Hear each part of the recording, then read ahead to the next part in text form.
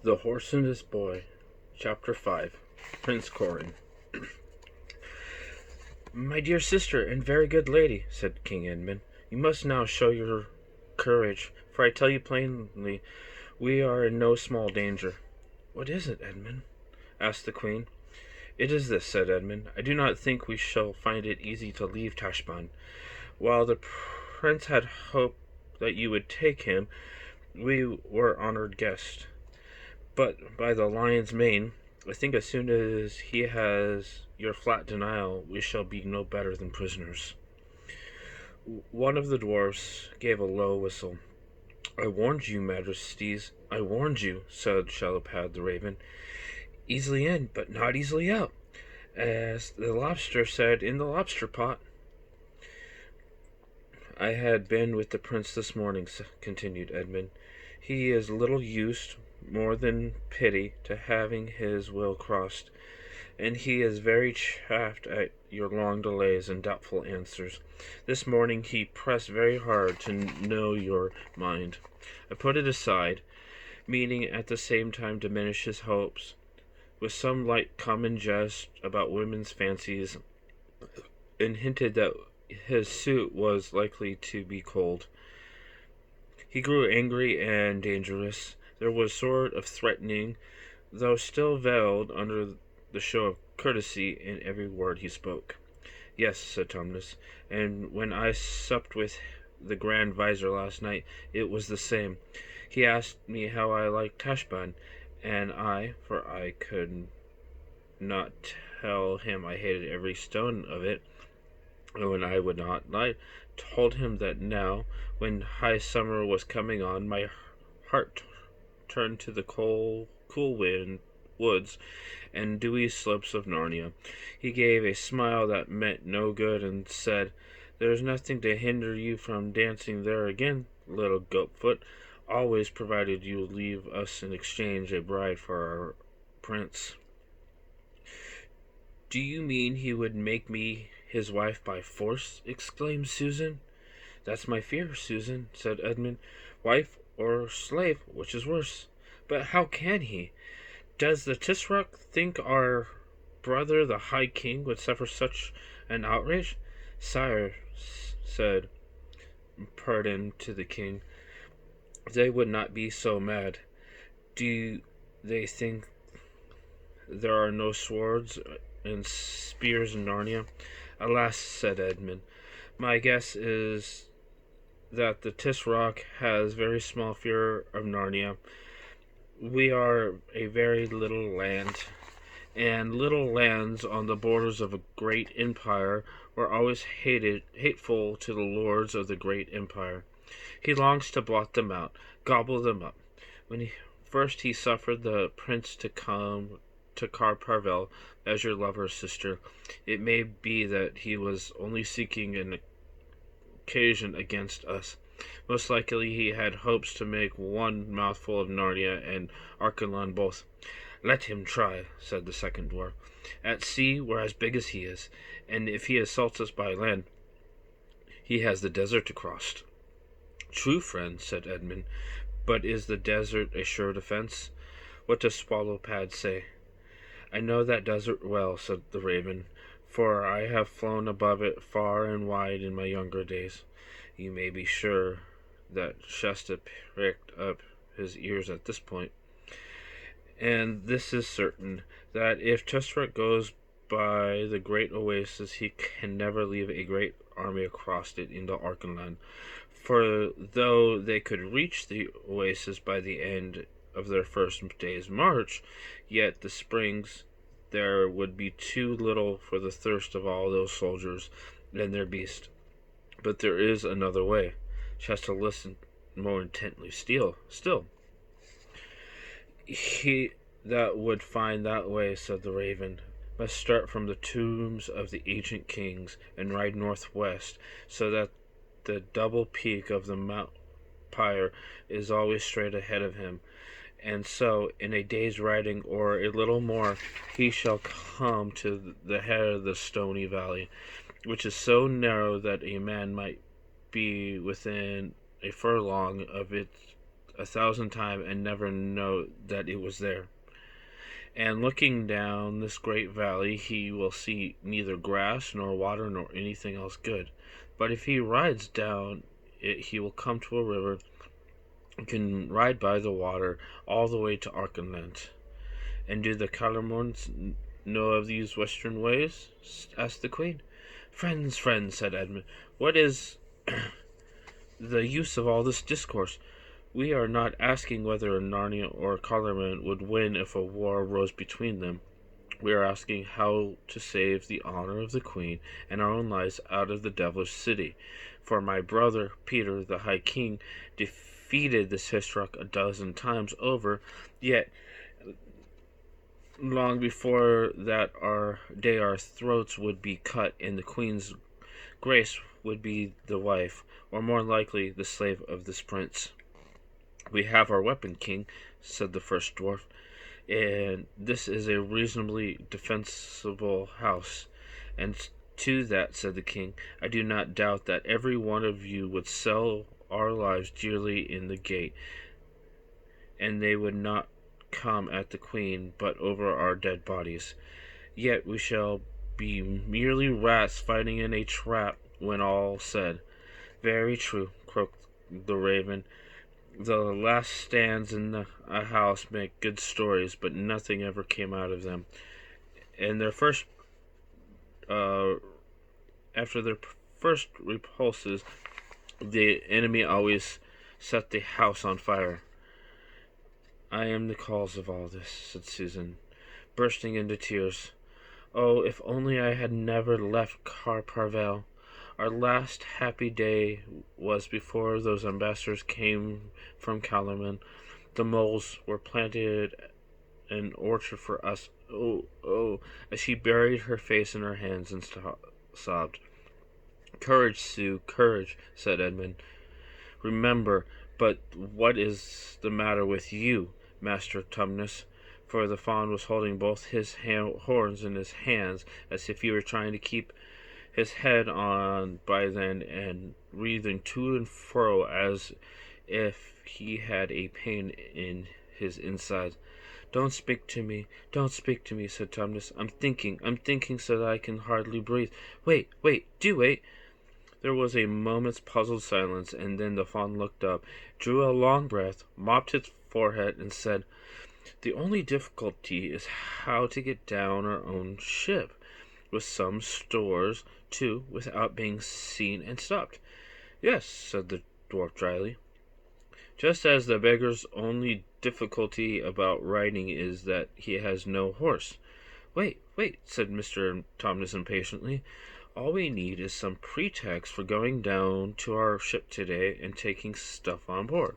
Yes, said Edmund doubtfully. Well then, said the fawn, how would it be if your majesty bade the prince to a great banquet to be held on board our own galleon, the Splendor Hayline, tomorrow night, and let the message be worded as graciously as the queen can contrive without pledging her honor, so as to give the prince a hope that she is weakening. This is very good counsel, sire, croaked the raven. And then, continued Tumnus excitedly, everyone will expect us to be going down to the ship all day, making preparations for our guest, and let some of us go to the bazaar and spend every minimum we have at the fruiteers and the sweetmeat sellers and the wine merchants, just as if we were really giving a feast. And let us order magicians and jugglers and dancing girls and flute players all to be on board tomorrow. I see, said King Edmund, rubbing his hands. And then, said Tumnus, we will be on board tonight, and as soon as it's quite dark, up sails and out oars, said the king. And to the sea, cried Tumnus, leaping up and beginning to dance. And our nose northward, said the first dwarf. running for home. Hurrah for Narnia and the North, said the other. And the prince, waking the next morning and finding his birds flown, said, pardon, clapping his hands. Oh, Master Thomas, dear Master Thomas, said the queen, catching his hands and swinging with him as he danced. You have saved us all. The prince will chase us, said another lord, whose name Shasta had not heard. That's the least of my fears, said Edmund. I have seen all the shipping in the river, and there's no tall ship of war, nor swift galley there. I wish he may chase us, for the splendor Haline could sink anything he has to send after her, if we were overtaken at all. Sire, said the raven, you shall hear no better plot than the fawns thought, though we sat in council for 7 days. And now, as we birds say, nest before eggs, which is as much to say, let us all take our food, and then at once be about our business. Everyone arose at this, and the doors were opened, and the lords and the creatures stood aside for the king and queen to go out first. Shasta wondered what he ought to do, but Mr. Thomas said, Lie there, your highness, and I will bring you up a little feast to yourself in a few minutes. There's no need for you to move until we are all ready to embark. Shasta laid his head down again on the pillows, and soon he was alone in the room. This is perfectly dreadful, thought Shasta. It never came into his head to tell the Narnians the whole truth and ask for help. Having been brought up by a hard, close-fisted man like Arshish, he had a fixed habit of never telling grown-ups anything if he could help it. He thought they would always spoil or stop whatever you were trying to do. And he even thought that the Narnian king might be friendly to the two horses because they were talking beasts of Narnia. He would hate Arvis because she was a Kellerman, and either sell her for a slave or send her back to her father. As for himself, I simply dare tell them I'm not Prince Corin now, thought Shasta. I've heard all their plans, and if they knew I wasn't one of them, they'd never let me out of this house alive. They'd be afraid I'd betray them to the Tisroc. They'd kill me, and if the real Corin turns up, it'll all come out, and they will. He had, you see, no idea of how noble and freeborn people behave. What am I to do? What am I to do? He kept saying to himself, well, hullo, here comes that little goaty creature again. The fawn trotted in, half dancing, with a tray in its hands, which was nearly as large as itself. This he sat on an inlaid table beside Shasta's sofa, and sat down himself on the carpeted floor with his goaty legs crossed. Now, princeling, he said, make a good dinner. It'll be your last meal in Tashbund. It was a fine meal after Colormorian fashion. I don't know whether you would have liked it or not, but Shasta did. There were lobsters and salad and snipe stuffed with almonds and truffles and a complicated dish made of chicken livers and rice and raisins and nuts. And there were cool melons and gooseberries fulls and mulberry fulls and every kind of nice thing that can be made with ice. There were also little flagon of the sort of wine that is called white, though it is really yellow. While Shasta was eating, the good little fawn, who thought he was still dazed with sunstroke, kept talking to him about the fine times he would have when they all got home, and about his good old father, King Loon of Arkenland, and the little castle where he lived on the southern slopes of the pass. And don't forget, said Mr. Thomas, that you are promised your first suit of armor and your first war horse on your next birthday. And then your highness will begin to learn how to tilt and joust. And in a few years, if all goes well, King Peter has promised your royal father that he himself will make you a knight at Parvel. And in the meantime, there will be plenty of comings and goings between Narnia and Arkenland across the neck of the mountains. And of course, you remember you have promised to come for a whole week to stay with me for the summer festival. And there will be bonfires and all-night dances of fauns and dryads in the heart of the woods, and who knows, we might see Aslan himself. When the meal was over, the faun told Shasta to stay quietly where he was, and it wouldn't do you any harm to have a little sleep, he added. I'll call you in plenty of time to get on board. And then, home. Narnia and the North. Shasta had so enjoyed the dinner and the things Thomas had been telling him that when he was left alone, his thoughts took a different turn. He only hoped now that the real Prince Corin would not turn up until it was too late, and that he would be taken away to Narnia by ship. I am afraid he did not think at all what might happen to the real Corin when he was left behind in Tashbaan. He was a little worried about Arvis and Bree waiting for him at the tombs. But then he said to himself, well, how can I help it? And anyways, that Arvis thinks she's too good to go about with me. She can jolly go alone. And at the same time, he couldn't help but feeling that it would be much nicer going to Narnia by sea than trolling across the desert. When he had thought all this, he did what I expect you would have done if you were been up very early and had a long walk and a great deal of excitement, and then a very good meal, and were lying on a sofa in a cool room with no noise in it except when a bee came buzzing in through the wide open windows. He fell asleep. What woke him was a loud crash. He jumped off the sofa, staring. He saw at once from the mere look of the room, the lights and shadows had all looked different, that he must have slept for several hours. He saw also what had made the crash. A costly porcelain vase, which had been standing on the window-sill, lay on the floor, broken in about 30 pieces. But he hardly noticed all those things. What he did notice were two hands gripping the window-sill from outside. They gripped harder and harder, getting white at the knuckles, and then up came a head and a pair of shoulders. A moment later there was a boy of Shastra's own age, sitting astride the sill with one leg hanging down inside the room. Shasta had never seen his own face in a looking-glass. Even if he had, he might not have realized that the other boy was, at ordinary times, almost exactly like himself.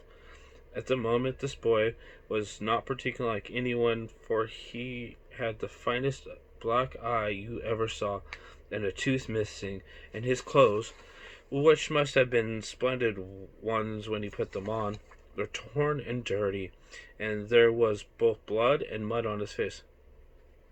"Who are you?" said the boy in a whisper. "Are you Prince Corin?" said Shasta. "Yes, of course," said the other, "but who are you?" Nobody in particular, I mean," said Shasta. "King Edmund caught me in the street and mistook me for you. I suppose we must look like one another. Can I get out that you're the one that got in?" "Yes, if you're any good at climbing," said Corin. "But why are you such a hurry? I say, we ought to be able to get some fun out of this bearing mistake for another." No, said Shasta. "We must change places at once. It will simply be frightful to if Mr. Thomas comes back and find us both here. I've had to pretend to be you, and you're starting tonight secretly. And where were you all this time?" "A boy in the street made a beastly joke about Queen Susan," said Prince Corin. "So I knocked him down. He ran howling to his house, and his big brother came out. So I knocked the big brother down, and they all followed me until we ran into 3 old men with spears who are called the Watch. So I fought the Watch, and they knocked me down. It was getting dark by now. Then the Watch took me along with to lock me up somewhere. So I asked them if they'd like to stoop of wine, and they said they didn't mind if they did. Then I took them to a wine shop and got them some, and they all sat down and drank until they fell asleep. I thought it was time for me to be off, so I came out quietly, and I found the first boy, the one who had started all the trouble, still hanging about. So I knocked him down again. After that, I climbed up a pipe on the roof of a house and lay quiet till it began to get light this morning. Ever since that I've been finding my way back. I say, is there anything to drink? No, I drank it, said Shasta, and now show me how you got in. There's not a minute to lose. You better lie down on the sofa and pretend, but I forgot. It'll be no good at all with all those bruises and black eye.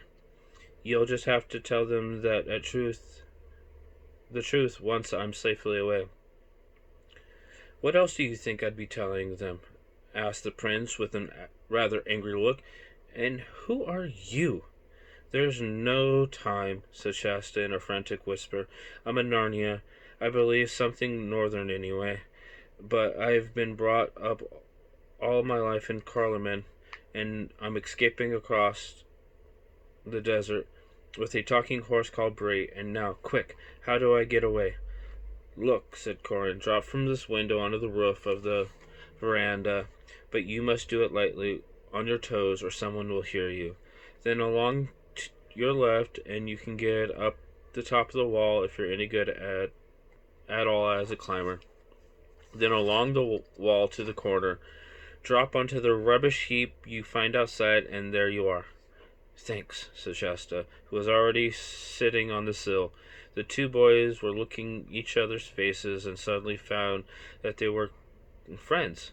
Goodbye, said Corin, and good luck. I do hope you get safe away. Goodbye, said Shasta. I say, you've been having some adventures. Nothing to yours, said the prince. Now drop lightly, I say, he added to as Shasta dropped. I hope we meet in Archenland. Go to my father Kinraid and tell him you're a friend of mine. Look out, I hear someone coming.